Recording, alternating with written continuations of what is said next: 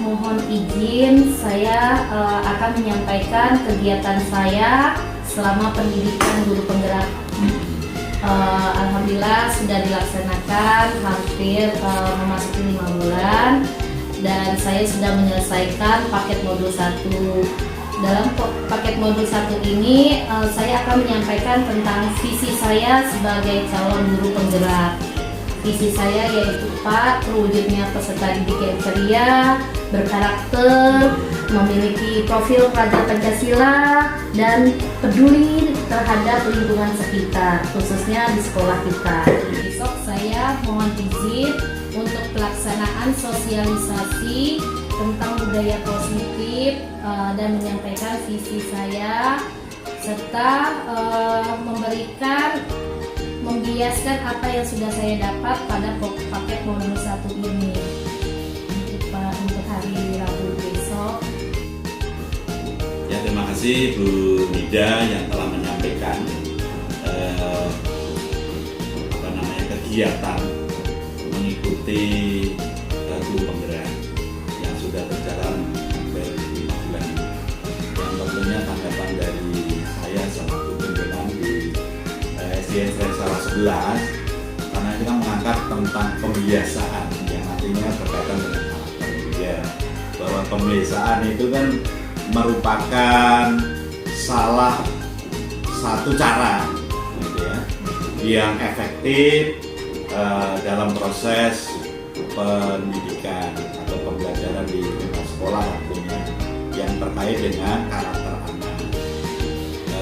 Pembiasaan ini adalah sikap dan perilaku yang positif terus menetap melalui proses yang berulang-ulang yang nantinya menjadi pembiasaan itu. Terus pembiasaan yang baik ini tentunya kan ada dampak terhadap siswa Unida di kelasnya. Ya harapan kita semua siswa yang ada di Serensawa 11 untuk anak-anak kita tentang pembiasaan yang positif yang baik. Dan apalagi sekolah kita ini akan mengikuti kegiatan mengikuti program Adiwiyata. Ini kan masuk juga. Selain itu Unida yaitu pembiasaan yang baik atau kegiatan pembiasaan yang baik di sekolah selain belajar yang bermanfaat, ada kegiatan yang lain yang perlu digali, antara lain yaitu pembiasaan membaca buku, nanti manfaatkan perpustakaan kita, terus sudut-sudut baca yang ada dilihat dari kacamata P5 yaitu profil baca satu. Terus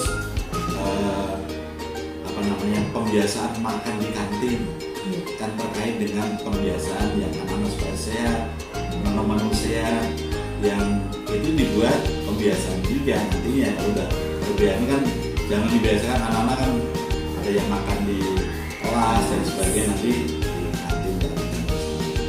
Terus dia aktif Adiwiyata yang berkolaborasi sebagai anak-anak itu kan kegiatannya mengikuti apa itu namanya kader-kader atau pokja ya Adiwiyata nanti dari juga. Terus dia ekskul yang terkait itu kan biasanya kalian kemarin alhamdulillah biasa kita belum melaksanakan luar biasa itu yaitu budaya Nusantara. Unida juga yang di kebinekaan ditambah lagi berbagi masyarakat dan tujuh sembako. Yang jelas Bapak izinkan Unida untuk sosialisasi sekaligus memberikan gambaran visi misi Unida dan lain sebagainya ke teman-teman guru supaya teman-teman juga termotivasi untuk mengikuti sebagai guru penggerak ke depannya. Jadi pengalamannya Unida selama 5 bulan sampaikan ke teman-teman supaya termotivasi untuk segera ikut. Ya, baik Pak. Terima kasih atas izinnya Pak. Mudah-mudahan besok kegiatan berjalan lancar. Bismillahirrahmanirrahim. Assalamualaikum warahmatullahi wabarakatuh. Yang saya hormati Ibu Nida selaku guru penggerak dari SDN Serensawa 11. Yang saya hormati Dewan Guru kelas 1 sampai dengan kelas 6 dan guru mata pelajaran. Pertama kita panjatkan puji syukur kepada Allah Ta'ala. Hari ini tepatnya di Rabu tanggal 14 September 2019 Dewan Guru kita semuanya sehat, mudah-mudahan dimudahkan segala urusan kita. Pada kesempatan yang baik ini Bapak Ibu, saya ucapkan selamat Unida selaku guru penggerak dari SDN Serensawa 11 yang kurang lebih sudah mengikuti pendidikan 5 bulan.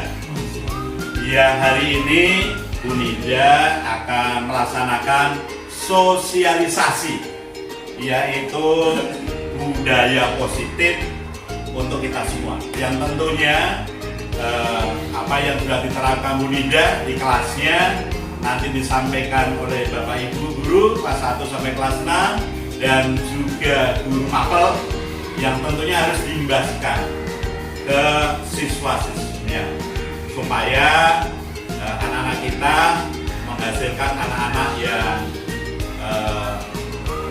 lebih baik lagi sesuai dengan tujuan visi misi nanti dari Unida nanti. Terus sebagai pelajar Pancasila. Dan gitu. Selain itu juga budaya positif ini kan membentuk karakter siswa kita supaya berkarakter yang baik. Selanjutnya Bu Nida selamat dan sampaikan sosialisasi tentang budaya positif ke teman-teman, mudah-mudahan sukses semuanya. Kalau ada yang mau ditanyakan ini kan sama sharing juga, diskusi juga, saling mengisi, saling melengkapi sehingga Bu Nida sebagai guru penggerak lebih oke lagi gitu kan dari kementerian. Salah satu itu saya ucapkan wassalamualaikum warahmatullahi wabarakatuh.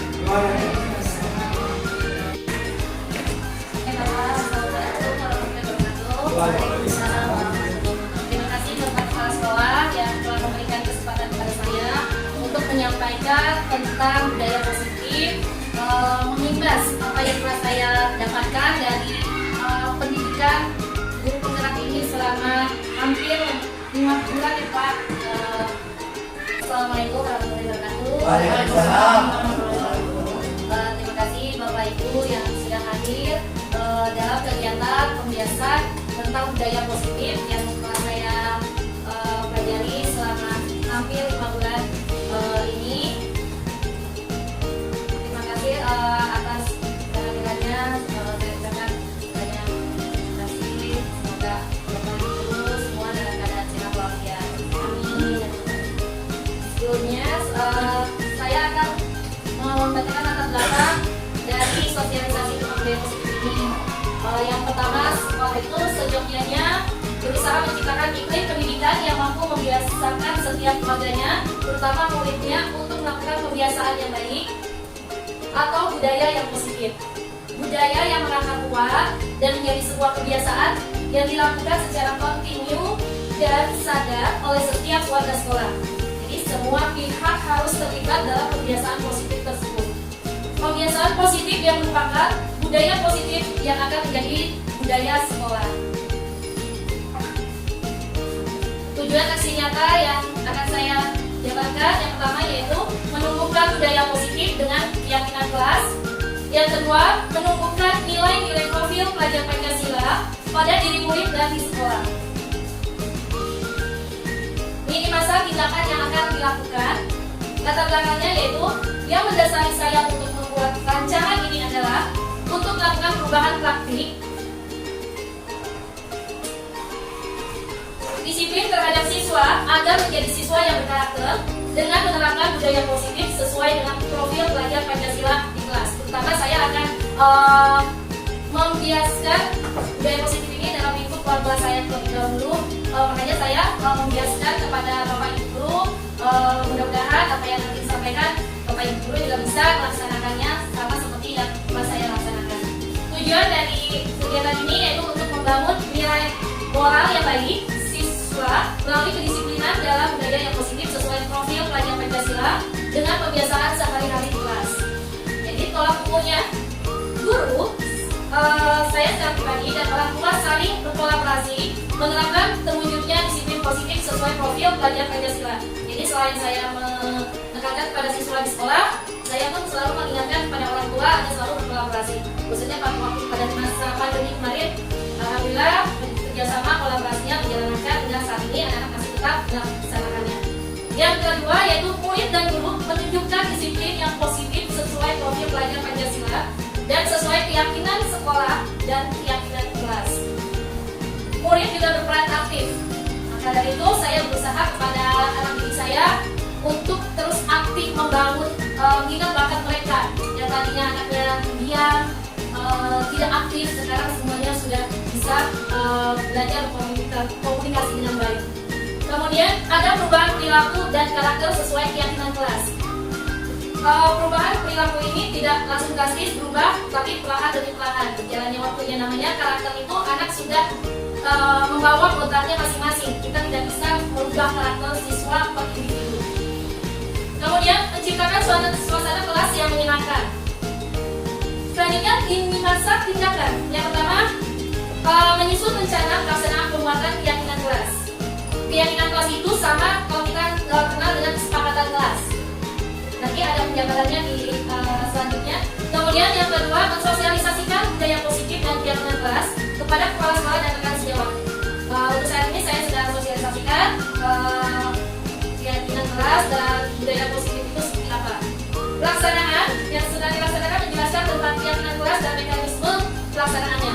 Saat ini sedang berlangsung, saya ke depannya nanti akan menjelaskan bagaimana tentang definisi dari keyakinan kelas itu sendiri. Kemudian guru dan masing-masing murid menuliskan keyakinan kelas di kertas dan menempel pada papan. Jadi kami sudah melaksanakannya di kelas. Jadi insya Allah mungkin Bapak Ibu guru bisa melakukan hal yang sama seperti apa yang telah saya lakukan. Yang ketiga, guru dan murid menyepakati nilai-nilai kebaikan pada keyakinan kelas yang sudah ditentukan bersama. Yang terakhir, guru mengontrol pelaksanaan kelas. Dukungan yang perlu dibutuhkan yaitu yang pertama bahan dan alat seperti video. Saat ini kan kita selalu memakai video, handphone itu sangat bermanfaat sekali. Karena kalau misalkan kita handphone dulu lowbat itu kita bisa memanfaatkan media melalui pinjam dengan anak gitu. Makanya anak selalu, kalau kelas saya selalu ada anak yang selalu standby untuk membawa. Tetapi memang kita membuat keyakinan kelas dulu sebelum penggunaannya. Yang kedua, kepala sekolah dan rekan sejawat dalam lingkungan sekolah mewujudkan budaya positif di dalam kelas maupun di sekolah. Yang ketiga, siswa sebagai pusat pembelajaran yang berkolaborasi dengan keluarga di rumah bersama guru berkolaborasi. Kemudian yang keempat, orang tua untuk melanjutkan kebiasaan budaya positif kita harus tetap berkomunikasi. Kita melaksanakan kalau yang saya sedang laksanakan kan tentang kebersihan. Jadi di rumah pun kita selalu bekerjasama dengan orang tua, tetap dilaksanakan di rumah. Jangan sampai kita memberikan positif di sekolah tentang kebersihan, ternyata di rumahnya mereka tidak melaksanakan itu. Jadi tetap kolaborasi. Bagaimana caranya untuk menumbuhkan dan membangun budaya positif di sekolah yang berpihak pada murid dan melibatkan semua warga sekolah? Sebelumnya saya kenalkan dulu tentang filosofi pemikiran Ki Hajar Dewantara, yaitu mengenali dan memahami filosofi pendidikan Ki Hajar Dewantara, bahwa tujuan pendidikan itu adalah menuntun murid. Kita itu menuntun murid sesuai kodratnya, kodrat yang sudah dibawa oleh alamnya. Anak sudah lahir di lingkungan masing-masing. Kita tidak bisa mengubah kodratnya anak. Kita hanya bisa menuntun ke arah yang lebih baik agar mencapai keselamatan dan kebahagiaan setinggi-tingginya sebagai individu dan masyarakat. Nanti kan anak ini akan berkembang dan tumbuh di masa yang akan datang. Dia akan terlibat di dalam masyarakat mereka. Kita itu kalau anak yang biasanya berdebat sering bicara lantang, kalau misalkan kita berubah segala macam, itu tidak bisa berubah secara 100%. Kita hanya bisa membimbing dan menuntunnya. Sekolah itu diibaratkan sebagai ladang, guru diibaratkan sebagai petani, dan murid diibaratkan sebagai benih atau biji. Ketika bibit tidak unggul, jika kita berikan perlakuan yang tepat, maka akan tumbuh dengan baik. Begitupun sebaliknya. Jadi kalau murid, ya memang sudah kapasitasnya seperti itu. Tetapi kalau kita memberikan pendidikan dan bimbingan yang tepat, menuntun secara tepat, maka murid tersebut akan tumbuh sesuai dengan karakternya murid itu sendiri. Sebaliknya, seorang petani itu tidak bisa memaksakan bibit padi harus tumbuh menjadi jagung. Jadi kalau anak sudah dari alam kodratnya memang anak yang belum bisa baca, mau bagaimanapun dia kita mau jungkir balik ngajarinnya, itu pasti ada prosesnya, belum waktunya. Gitu. Yang penting kita sudah berusaha mencari metode-metode yang lain. Jadi kita tetap memberikan memilih menuntun anak sesuai dengan apa yang anak miliki.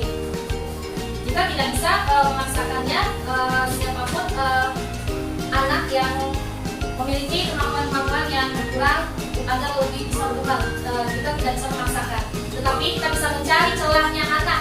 Ini anak kalau tidak di akademik berarti ini anak potensinya di mana? Gitu. Jadi kita tetap tidak bisa maksa dia harus jadi misalkan insinyur tidak. Gitu. Kemudian seorang guru tidak bisa memaksakan murid untuk menjadi seperti yang dia inginkan. Jadi kita nggak bisa maksa anak. Kamu harus pintar, kamu harus bisa kayak yang lain. Tidak, karena masing-masing anak memiliki gaya belajar masing-masing. Makanya sekarang yang kurikulum merdeka itu ada yang namanya pembelajaran diferensiasi. Diferensiasi itu nanti akan diterapkan di sekolah-sekolah itu, belajar kegiatan pembelajaran itu disesuaikan dengan gaya belajar anak masing-masing gitu. Jadi ini anak ada anak yang kinestetik, memang dia tidak bisa diam. Jadi anak kalau disuruh diam, dia stres tuh. Kayak contoh murid saya, Aslan, ya mungkin kenal. Aslan itu dia ternyata setelah saya amati belajarnya kinestetik, makanya dia kalau suruh diem itu meja habis mati anak kita karena memang kinestetik dia nggak bisa diem, maunya keluar bangku, maunya jalan. Tapi kalau dia kasih tugas keliling-keliling itu dia seneng gitu. Kemudian sama audio itu dia hanya bisanya mendengar. Jangan harap anaknya audio itu suruh baca buku. Dia itu ibaratnya kayak dipaksa gitu, tidak bisa. Kemudian ada anak yang visual itu harus PPT. Misalkan kita menyiapkan video pembelajaran berbentuk PowerPoint. Jadi kita bisa pertama itu memberikan video pembelajaran. Setelah video pembelajaran kita menjelaskan kembali dengan mulut kita, kan ada yang anak hanya bisa melihat, mendengar. Kemudian kalau yang untuk tugas yang kinestetik, nah kita berikan misalkan kerja kelompok. Nah, dia paling senang kalau kerja kelompok kalau yang kinestetik, karena bekerjanya dia tidak di tempat, dia pasti keluar dari bangkunya. Itulah kalau anak kinestetik itu dia akan lebih senang ke keterampilan motorik ya. Kemudian guru sebagai teladan yang dijadikan contoh murid seperti Inarso Suprodo. Guru sebagai among yang senantiasa mendampingi dan mengontrol, melibatkan keluarga dan lingkungan sekitar dalam memajukan pendidikan yang berpihak kepada murid. Guru perlu memiliki nilai dan peran agar mampu menjadi teladan, memberi motivasi dan mendorong peserta didik untuk mencapai kebahagiaan seluas-luasnya dalam pendidikan melalui proses pembelajaran yang diberikan. Demi mewujudkan sebuah perubahan, maka perlu adanya sebuah visi. Visi sekolah merupakan acuan untuk mencapai perubahan pendidikan. Visi dapat membantu guru untuk melihat kondisi saat ini sebagai garis start dan membayangkan garis finish seperti apa yang akan dicapai. Kebiasaan setiap warga sekolah yang baik perlu dikuatkan agar terciptalah budaya positif di sekolah. Mewujudkan visi sekolah dan melakukan perubahan memanglah tidak mudah. Perlu kerjasama dari semua warga sekolah dan dimulai dari diri sendiri. Makanya saya selalu berusaha untuk memperbaiki diri sebelum saya mengingatkan ke anak diri saya apa yang kurang dalam diri saya. Makanya kita selalu introspeksi. Saya introspeksi pada anak diri saya, apa yang kurang, apa yang kamu ingin mau, kamu kurang di mana, saling introspeksi. Kemudian visi kita kan dari sekolah Adiwiyata ya. Adiwiyata ini budaya positif mengenai kemudian terhadap lingkungan sekolah. Kemudian sekolah diibaratkan sebagai tanah telaga. Sekolah ini sangat perlu memiliki lingkungan yang menyenangkan, rasa aman dan nyaman kepada murid saat berada di sekolah. Ini nanti berkaitan, nanti kita akan mengikuti program sekolah ramah anak, sehingga murid senang berada di sekolah dan kembali keesokan harinya dengan rasa bahagia. Dengan demikian murid akan nyaman belajar, disadari atau tidak, dengan lingkungan positif, murid akan menerima dan menyerap pembelajaran dengan baik. Jadi kesimpulannya yaitu untuk membangun budaya positif di sekolah diperlukan kolaborasi antar guru, murid, orang tua, dan warga sekolah lainnya. Seorang guru harus bisa menjadi teladan bagi lingkungannya. Budaya positif di sekolah bisa ditumbuhkan melalui kegiatan-kegiatan pembiasaan dan program-program sekolah sesuai dengan visi yang mencakup profil pelajar Pancasila. Kita alhamdulillah sudah melaksanakan masing-masing kelompok kader. Itu adalah salah satu dari visi sekolah untuk menuju sekolah Adiwiyata. Dari kader-kader ini mencakup sudah profil pelajar Pancasila tentang beriman dan bertakwa kepada Tuhan Yang Maha Esa. Di situ berkaitan dengan akhlak alam. Kita kan alam dengan lingkungan sekitar, berkaitan dengan alam. Kemudian kalau yang untuk keagamaan berkaitan dengan akhlak.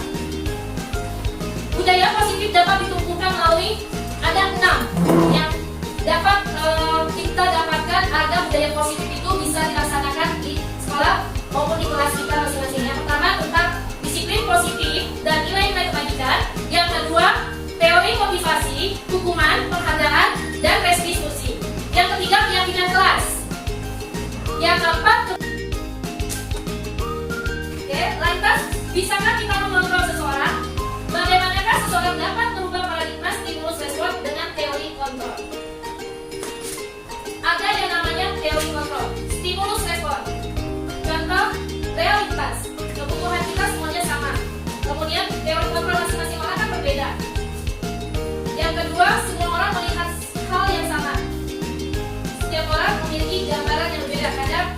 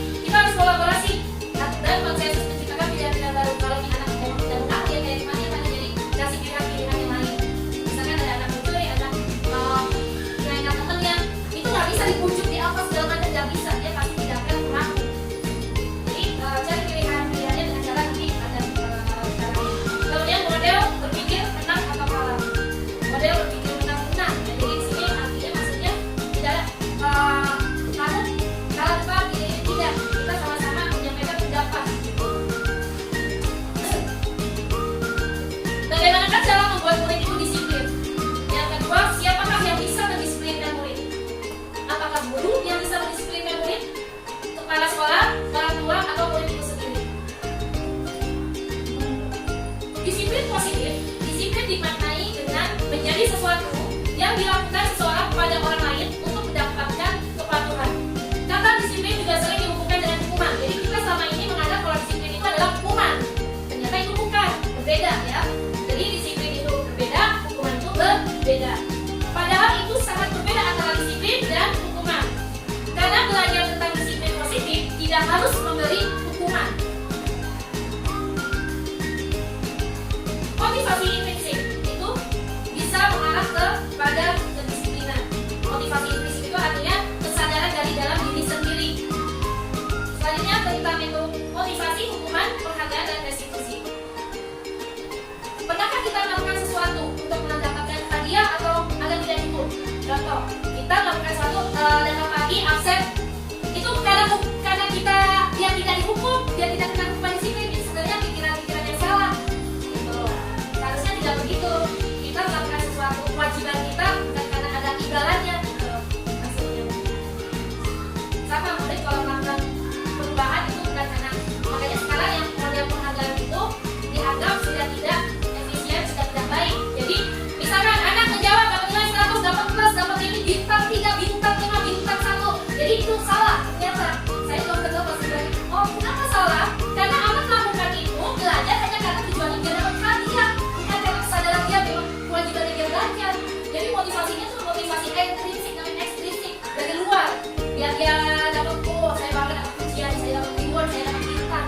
Itu salah. Harusnya harus terjadi motivasi intrinsik dari dalam diri pribadi anak itu timbul.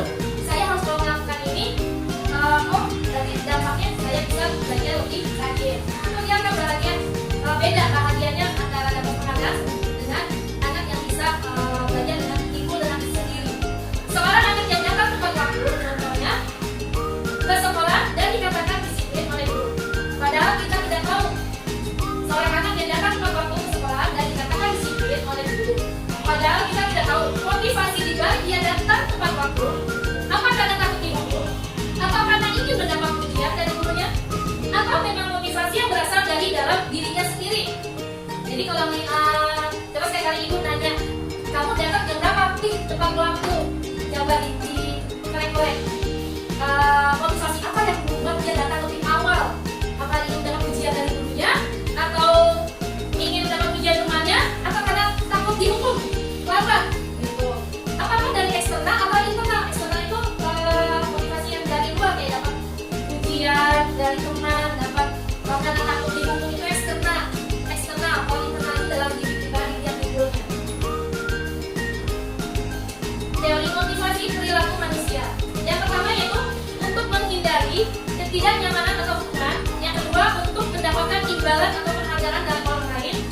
Yang ketiga untuk menjadi orang yang mereka inginkan dan menghargai diri sendiri dengan nilai-nilai yang mereka percayai. Jadi teori motivasi perilaku manusia itu ada tiga. Jadi kalau kita melihat orang, membaca orang lain, itu dilihat dari tiga ini. Dia kok tiba-tiba datang akrab dengan kita lihat tiga ini perilakunya. Dia untuk menghindari keamanan atau bagaimana murid kita juga dilihat, diperhatikan untuk mendapatkan imbalan atau penghargaan dari orang lain atau dari kita atau dari temannya. Atau yang tiga, yang kita harapkan ada tiga untuk menjadi orang yang mereka inginkan. Mereka bisa menghargai diri sendiri dengan nilai-nilai yang mereka percayai. Oh saya memang anak yang bertanggung jawab. Jadi inilah tiga motivasi perilaku manusia. Saya menjadi orang seperti apa jika saya selalu datang tepat waktu? Ini yang dinamakan motivasi intrinsik. Kali-kali Bapak Ibu boleh tanya sama peserta didiknya. Saya menjadi orang seperti apa jika saya dan selanjutnya kebutuhan dasar manusia dan dunia berkualitas. Nah, manusia itu memiliki kebutuhan dasar. Kita manusia, kebutuhan dasar itu yang pertama itu bertahan hidup. Jadi kalau anak yang belajarnya uring-uringan, apalagi kelas rendah dan tidak fokus, kita lihat dulu kebutuhan dasar yang belum dia terpenuhi itu apa. Jangan-jangan anak belum sarapan. Kalau ditanya belum sarapan, berarti itulah penyebab dia tidak konsentrasi belajar. Itu jadi kita melihat posisi tidak dari masalahnya anak males nih, anak begini nih, anak begini. Tidak, kita lihat kebutuhan dasar yang belum dia mencukupi apa nih. Kemudian Nah, ada anak kalau dulu kan kita sering anak nakal, itu sebenarnya kan bukan anak nakal. Mereka berbuat seperti itu karena ada satu kebutuhan mereka yang tidak mereka dapat di rumah, yang belum dapat secara penuh. Jadi makanya mereka melampiaskannya di kelas, di sekolah seperti itu. Karena kebutuhan dasarnya ini belum terpenuhi. Contoh murid saya lagi, misalnya dikenal pada kelas 1, Aslan misalnya, dia berbuat seperti itu ketika di kelas rendah, yang emosi yang tak terkendali, kalau kata orang tuanya mah tantrum. Ternyata di balik tantrumnya ini banyak kebutuhan dasar yang tidak dia dapatkan di rumah. Gitu. Setelah kita korek-korek ternyata itu orang tuanya sendiri yang bicara. Ya Min, saya kurang kasih sayang, saya lebih fokus ke adiknya. Jadi apa yang dia belum dapat. Nah, anak kita, murid kita juga butuh kebebasan. Ketika mereka di kelas, makanya kan ada waktunya mereka bermain, ada waktunya mereka belajar, kegiatan belajar. Kemudian kesenangan anak itu, kalau anak yang suka lempar-lempar itu bukan artinya dia nakal, tapi memang tuh anak senang, happy, puas dia kalau melakukan hal seperti itu. Jadi ada anak yang iseng, jahil sama temennya, dikit-dikit jahil. Itu sebenarnya bukan karena dia nakal ya Bu, itu karena dia kebutuhan dasar untuk kesenangan di rumah itu berarti di rumah lingkungan rumahnya itu banyak larangan yang dilakukan oleh orang tuanya. Jangan begitu, jangan begini, nggak boleh begini begitu. Jadi dia terbatas kebutuhannya, tidak terpenuhi, makanya dia melakukannya di kelas, gitu, jahilin temennya. Jadi kalau ada anak-anak yang seperti nakal sih, itu sebenarnya nggak nakal, itu hanya kebutuhan dasarnya ini yang belum terpenuhi. Jadi kita lihat dulu nih anak, apa nih kalau dia memang nggak bisa belajarnya, kayak ini nih kebutuhannya dia ada yang kurang. Nanti ada penguasaan. Nih contohnya Bu, ibu guru bilang, aku tidak boleh bersenandung sewaktu mengerjakan tugas. Katanya kelas harus tenang, tidak ada suara. Kan nggak seru jadinya. Jadi kadang ada kita ngajari, sedang menerangkan, ada anak begini, berisik, jadi kita keganggu ya Bu. Ada anak berisik, bisik-bisik. Itu ternyata mereka itu ada kebutuhan dasar, poin kepada kesenangan yang ini belum terpenuhi ternyata. Jadi mereka bermain di rumah, mengeksplor yang ada di dalam dirinya terbatas di rumah. Jadi dia dilampiaskan di sekolah seperti itu. Jadi kita mungkin ada yang terganggu, tapi dia senang Bu, lakukan itu dia senang. Begini-gini tanpa sadar, kemudian nyanyi sambil berdendang gitu. Makanya kadang kalau kita belajar lagi nulis, kita dengerin nyetel lagu, ada yang keberisikan, ada yang senang. Nah, yang senangnya itu ya memang dia ada kebutuhan yang memang belum terpenuhi. Kemudian ibu guru tidak menyapaku hari ini, padahal aku pakai jepit rambut baru. Jadi dia kebutuhannya maunya dipuji gitu, disayang, ih cantik, ih ganteng gitu. Dia itu senang Bu. Itu kalau dipuji seperti itu rasa kayak diterima seperti itu. Kayak misalkan datang segala hal-hal dia baru dapat, dia ingin menunjukkan. Biasanya dia mencari-cari perhatian Bu, dan itu dia sedang memenuhi kebutuhan kasih sayang dan rasa diterima oleh gurunya, oleh temannya. Kemudian selanjutnya, aku bosen, masa belajarnya cuma gitu-gitu aja, dengerin ibu guru saja. Dia maunya bebas. Berarti di rumah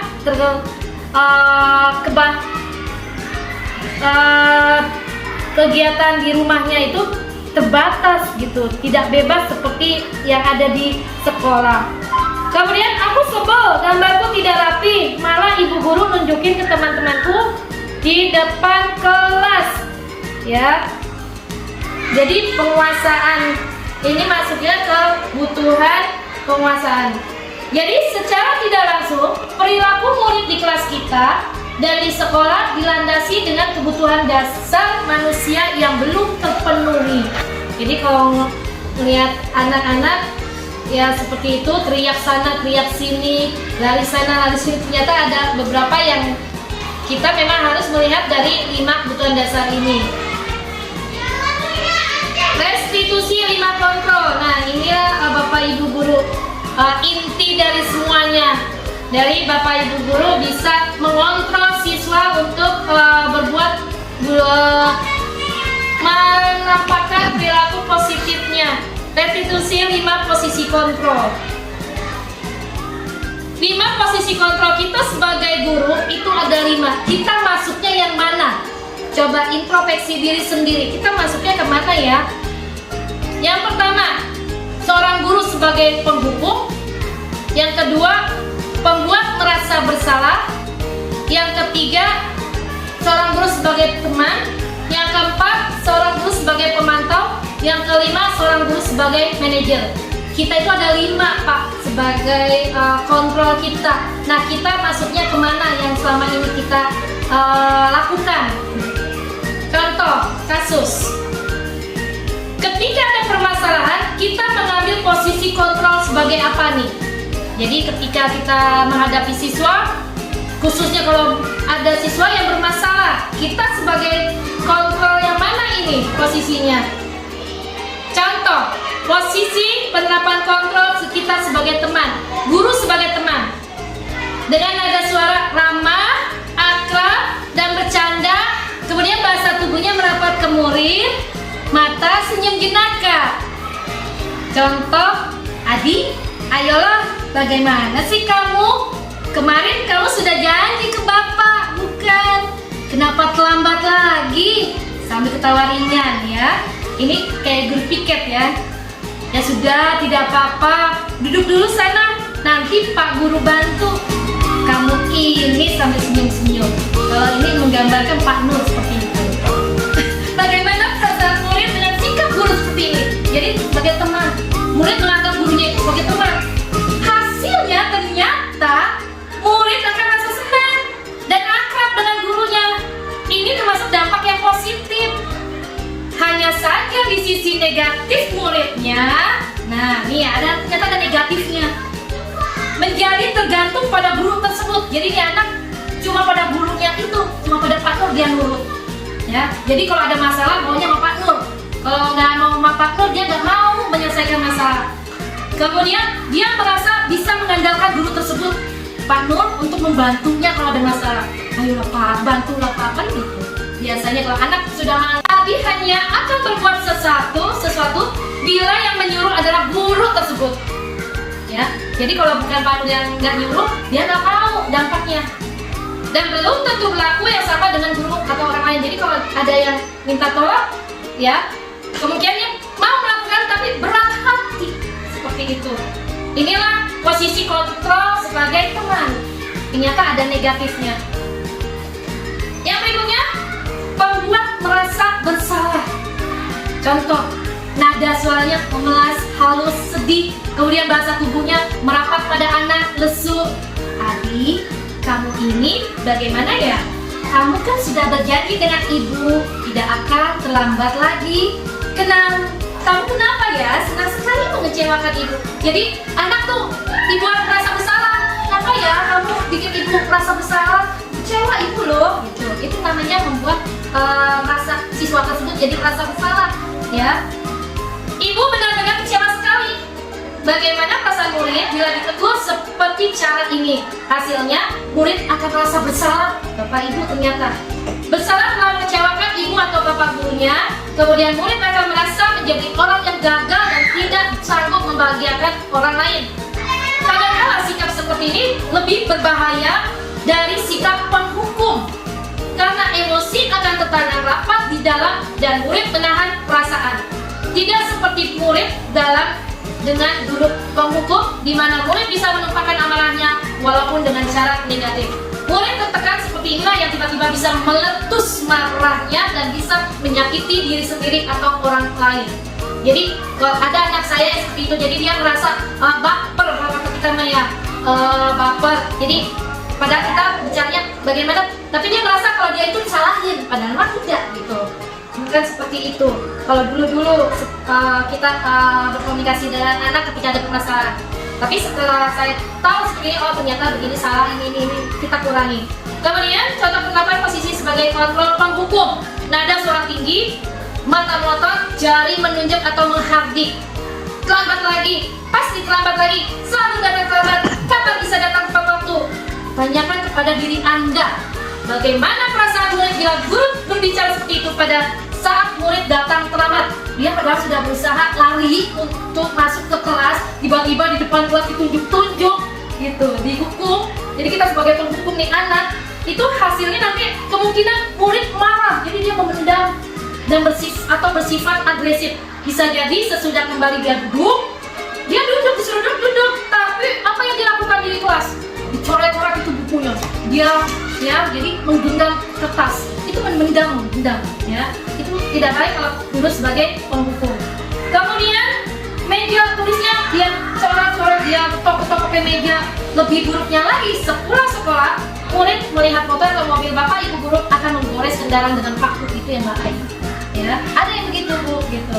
Kemudian contoh penerapan posisi kontrol yaitu guru sebagai pemantau dengan suara data bahasa tubuh yang formal. Adit, tahukah kamu jam berapa kita memulai?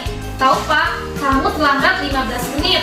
Apakah kamu sudah mengerti konsekuensi yang harus dilakukan bila terlambat? Jadi dari hari ke hari Bapak Ibu guru sudah mantau nih anak sering terlambat atau tidak. Jadi pemantau, kita itu sebagai pemantau. Ya benar, nanti pada saat jam istirahat kamu harus tinggal di kelas untuk menyelesaikan tugas yang ketiga tadi. Saya tunggu. Bagaimana perasaan murid diperlakukan seperti ini? Hasilnya yaitu murid memahami konsekuensi yang harus dijalankan karena telah melanggar salah satu peraturan sekolah. Guru tidak menunjukkan suatu emosi yang berlebihan, menjadi marah atau membuat merasa salah. Murid tetap dibuat tidak nyaman yaitu dengan harus tinggal kelas pada waktu jam istirahat dan mengerjakan tugas.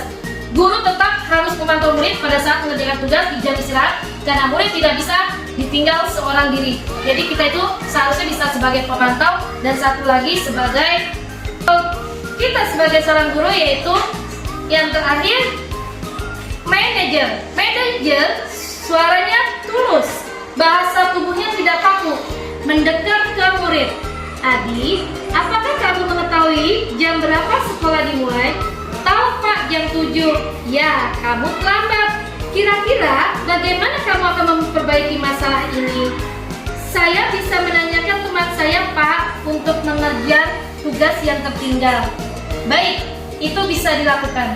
Apakah besok akan ada masalah untuk kamu agar bisa hadir tepat waktu ke sekolah? Tidak Pak, saya bisa hadir tepat waktu. Baik, saya hargai usahamu untuk memperbaiki diri. Bagaimana perasaan murid diperlakukan seperti ini? Nah, ini namanya restitusi, konfirmasi terhadap siswa. Inilah yang diharapkan kontrol utama kita sebagai seorang guru, yaitu sebagai manajer dan sebagai pemantau. Tapi yang lebih diutamakan kita itu paling tidak harus bisa sebagai seorang manajer. Pada posisi manajer, maka suara guru sebaiknya tulus, tidak perlu marah, tidak perlu meninggikan suara, apalagi menunjuk-nunjuk ke murid, berkacak pinggang, atau bersikap seolah-olah menyesal. Tampak sedih sekali akan perbuatan murid ataupun bersenda gurau menempatkan diri sebagai teman murid. Jadi posisi manajer inilah yang diharapkan ya di dunia pendidikan ini. Kita sebagai guru kontrol kita sebagai manajer dan pemantau. Tapi yang utama itu kita harus bisa belajar sebagai manajer yang baik. Fokus ada pada murid, bukan untuk membahagiakan guru atau orang tua. Murid sudah mengetahui adanya suatu masalah dan sesuatu perlu terjadi. Bila guru mengambil posisi pemantau, guru akan melihat apa konsekuensinya pada peraturannya. Namun pada posisi manajer, guru akan mengembalikan tanggung jawab pada murid untuk mencari jalan keluar permasalahannya, tentu dengan bimbingan guru. Jadi kenapa harus posisi manajer? Karena dengan posisi manajer kita memberikan anak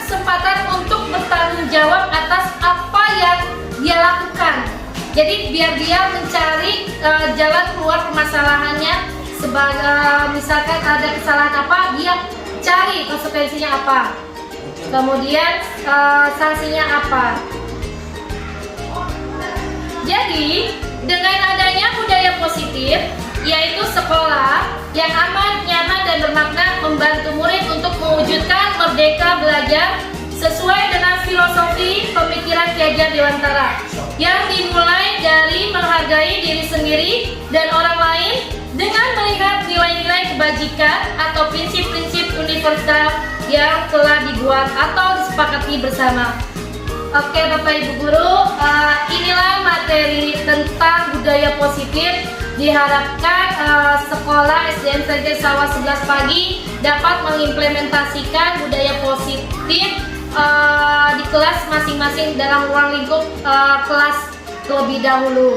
Nanti kedepannya kita akan satukan visinya yaitu visi sekolah untuk memberikan pendidikan yang terbaik kepada putra putri peserta didik SDN Sengkil Sawah 11 Pagi. Saya rasa cukup sekian apa yang telah saya utarakan. Terima kasih banyak. Assalamualaikum warahmatullahi wabarakatuh. Waalaikumsalam. Assalamualaikum warahmatullahi wabarakatuh.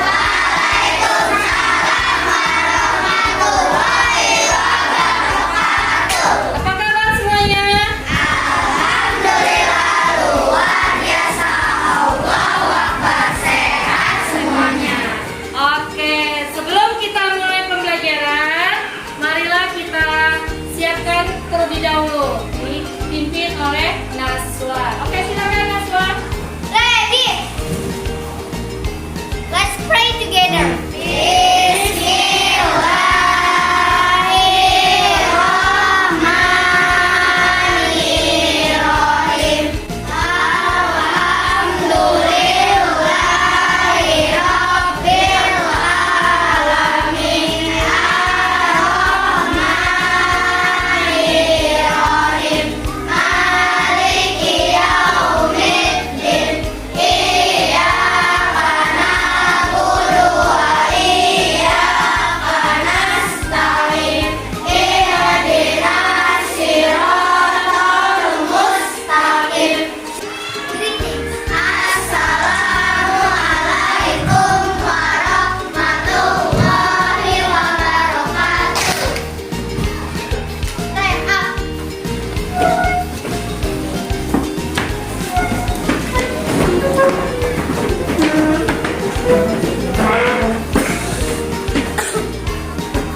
Kepada bendera merah putih, hormat gerak.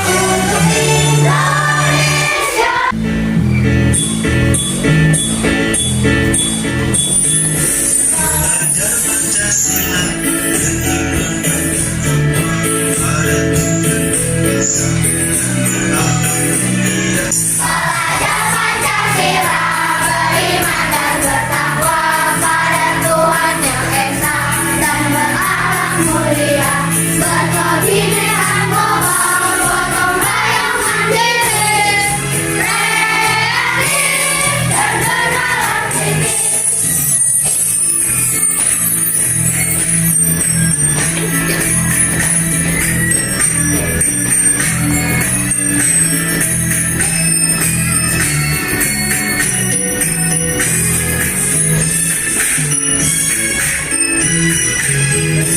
Tepuk satu, traktor, tepuk dua, trek trek dor dor, tepuk tiga. trek trek trek dor dor dor. Oke, terima kasih. Belajar kali ini. Dah. Sebelum kita belajar,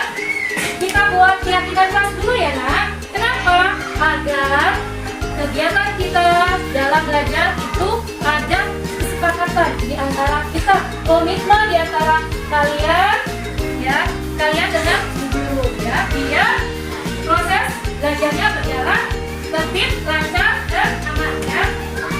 Bu Guru sudah membuat tempat interaksi, yang satu tentang keyakinan kelas, yang satu tentang kelas ilmiah. Keyakinan kelas ini adalah, ya, komitmen kalian yang kalian berikan kepada kelas. Misalkan kalau tata tertib itu kan peraturan, ya, peraturan yang harus dilaksanakan. Kalau keyakinan kelas, misalkan contoh tata tertib sekolah, murid datang tepat waktu pukul 6.30, ya, misalkan contoh. Kemudian kalian membuat saya harus datang tepat waktu, ya. Kemudian impian kelas, kalian punya impian kelas seperti apa? Ya, saya ingin memiliki kelas yang nyaman, yang memiliki fasilitas multimedia yang canggih, ya. Kemudian memiliki pojok literasi yang sangat baik, gitu, ya. Jadi yang warna pink kalian isi tentang keyakinan kelas, yang warna hijau tentang